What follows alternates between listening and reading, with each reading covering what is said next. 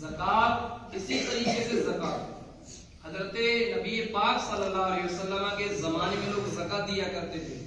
حضور کے بعد حضرت ابو بکر صدیق رضی اللہ عنہ خلیفہ ہوئے اور حضرت ابو بکر صدیق جب خلیفہ ہوئے خلیفہ بنے تو کچھ لوگ ایسے ہوئے تھے جو زکات سے انکار کر دیا, زکات سے انکار کر دیا کہ ہم زکات نہیں دیں گے. یا یہ مطلب نہیں ہے کہ زکات سے انکار کر دیا, یا مطلب یہ تھا کہ انہوں نے یہ کہا کہ زکات یہ فرض نہیں ہے, زکات یہ فرض ہے ہی نہیں, اور جب فرض جو چیز نہیں ہے ہم اسے ادا نہیں کریں گے. تو تاریخ ہے بخاری اور مسلم دونوں کے اندر یہ روایت موجود کہ حضرت ابو بکر صدیق رضی اللہ تعالی نے برجستہ اعلان کر دیا کہ جو نماز کو, ابو بکر صدیق نے کہا کہ جو نماز کو فرض جانے, جو نماز کی فرضیت کا اقرار کرے اور زکات سے انکار کرے تو میں اس سے ضرور جنگ کروں گا. عزیزان محترم, اب بتاؤ صدیق اکبر نے کتنا بڑا جملہ بول دیا کہ جو زکات سے انکار کرے اس سے میں جنگ کروں گا اور ضرور جنگ کروں گا, کیونکہ یہ جس طریقے سے نماز فرض ہے اسی طریقے سے زکات فرض ہے. بلکہ حدیث کی کتابوں میں تو یہاں تک آیا ہے کہ جو شخص نماز پڑھے اور زکات ادا نہ کرے اپنے مال کی تو اس کی تو نماز ہی اللہ کی بارگاہ میں قبول نہیں. اگر زکات نہ دی گئی اپنے مال کی, جو مال رب نے ہمیں عطا کیا ہے, اگر اس مال کی زکات نہ دی گئی تو آپ یہ سمجھ لیجیے, میرا بہن کچھ غلط لگ رہا ہے کیا؟ تو یہ سمجھیے جس مال کی اگر زکات نہ دی گئی تو آپ یہ سمجھ لیجیے کہ جو ہم نے نمازیں جو پڑھی ہیں یہ بھی اللہ کی بارگاہ میں مقبول نہیں ہے, یہ بھی اللہ کی بارگاہ میں قبول نہیں ہے. عزیزان محترم, قرآن نے کہا تھا سورہ بقرہ میں وَمِمَّا رَزَّقْنَاهُمْ يُنْفِقُونَ کہ بندو ہم نے جو تمہیں مال دیا ہے, ہم نے جو تمہیں دولت دی ہے, اسے ہماری راہ میں خرچ کرو, اسے ہماری راہ میں خرچ کرو, جو فیصد بنتا ہے اس کا ادا کرو. اللہ نے یہ بھی تو نہیں کہا کہ جتنا جو مال ہم نے دیا ہے اسے سب ہماری راہ میں کچھ خرچ کر دو. اللہ نے یہ کہا ہے کہ جو مال ہم نے تمہیں دیا ہے اور جس کے لیے ہم نے مقرر کر دیا اس میں سے ہماری راہ میں بھی خرچ کرو. اگر ہم نے جو دولت تمہیں دی ہے, جو مال تمہیں دیا ہے, اگر اس سے ہماری راہ میں اگر تم خرچ کر دیتے ہو تو پھر قرآن کہے گا ہم المفلحون کہ وہی لوگ کامیاب ہیں. کون؟ جس کو ہم نے رزق دیا, جس کو ہم نے دولت دی اور اسی دولت میں سے ہماری راہ میں خرچ کر دیا, ہم المفلحون وہی کامیاب ہیں. اور جو لوگ زکات نہیں دیتے, جو لوگ احکامات شریعت پر عمل نہیں کرتے ہیں, جو اللہ کے حکم پر عمل نہیں کرتے, تو پھر قرآن کہے گا عذاب علیم کہ اس کے لیے تو دردناک عذاب ہے, اس کے لیے تو بہت بھیانک عذاب ہے. عزیزان محترم, قرآن نے کہا ہے زکات ادا کرو کیونکہ زکات بھی ایک فرض ہے. جیسے کہ قرآن مقدس پارہ 18 رکوع 13 کے اندر اللہ ارشاد فرماتا ہے وَأَقِیمُوا الصَّلَاةَ کہ نماز قائم کرو. اللہ کہہ رہے ہیں نماز قائم کرو, وَآتُوا الزَّکَاةَ اور زکات ادا کرو.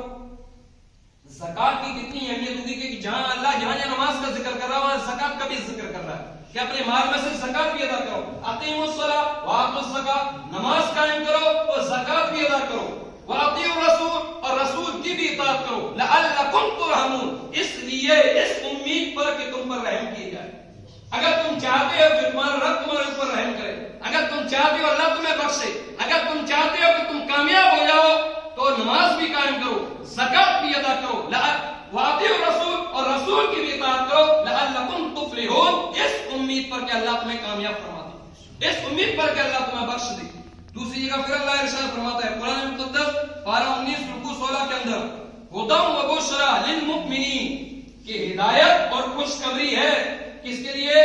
مسلمانوں کے لیے. ہدی و بشری للمؤمنین ہدایت ہے, خوشخبری ہے ان لوگوں کے لیے جو مسلمان ہیں.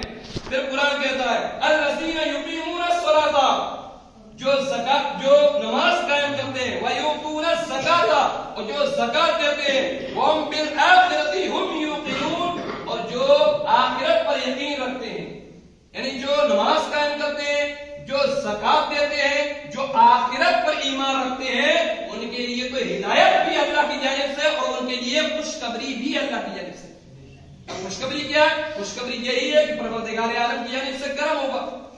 आज आप ये समझिए इस शहर के अंदर, बाहर के अंदर क्या चलता है मैं नहीं जानता हूं, अपने इस शहर के अंदर ज्यादा से ज्यादा 5% लोग ज़कात अदा करते हैं।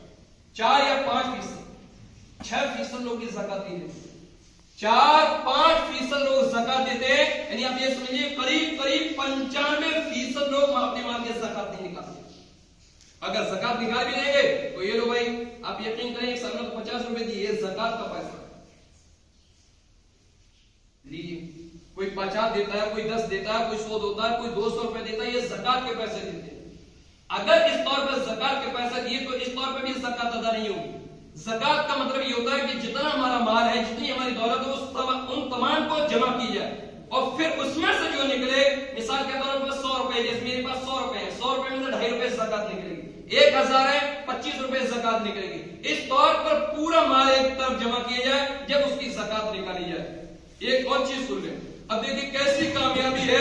कुरान मुक़द्दस पारा 3 रुकू 6 के अंदर अल्लाह इरशाद फरमाता है, इन्नल लज़ीना आमनू व अमिलुस सालिहात, कि जो ईमान लाए, जो लोग ईमान लाए और नेक काम किए, अच्छे काम किए, व अक़ामुस सलात, और जिन्होंने नमाज कायम की, व आतुज़ ज़कात, और जिन्होंने ज़कात दी, लहुम अजरुहुम इंदा रब्बिहिम, जिन्होंने ईमान लाए, जिन्होंने नमाज कायम करी, जिन्होंने ज़कात दी, उनका अजर, उनका सिला तो उनके रब के पास है। यानी जो ज़कात देंगे, जो नमाज कायम करेंगे, तो उनका सिला तो वो देगा जो हम तमाम का खालिक और मालिक है। अज़ीज़ान मोहतरम, तो अपने माल की ज़कात दें। आका करीम ये हदीस सुन लें, जिसको मुस्नद इमाम अहमद के अंदर इसको जिक्र किया गया है कि हजरत अबू हुरैरा रज़ियल्लाहु अन्हु ने फरमाया कि जिस माल की, अबू हुरैरा से रिवायत है, रसूल पाक सल्लल्लाहु अलैहि वसल्लम ने फरमाया कि जिस माल की ज़कात ना दी गई, जिस माल की ज़कात ना दी गई, तो यही माल एक दिन एक अज़दाहा हो जाएगा, वो भी गंजा अज़दाहा, गंजा सांप बन जाएगा यही माल, और उसी के गले में ये लिपट जाएगा। कौन सा? ये सांप जो इसे डसेगा, जो इसे परेशान करेगा, जो इसे अजाब देगा। अज़ीज़ान मोहतरम, तो अल्लाह ना करे कि हमारा शुमार इन लोगों में हो। परवरदिगार की बारगाह में दुआ है कि हम तमाम को अपने माल की ज़कात अदा करने की तौफीक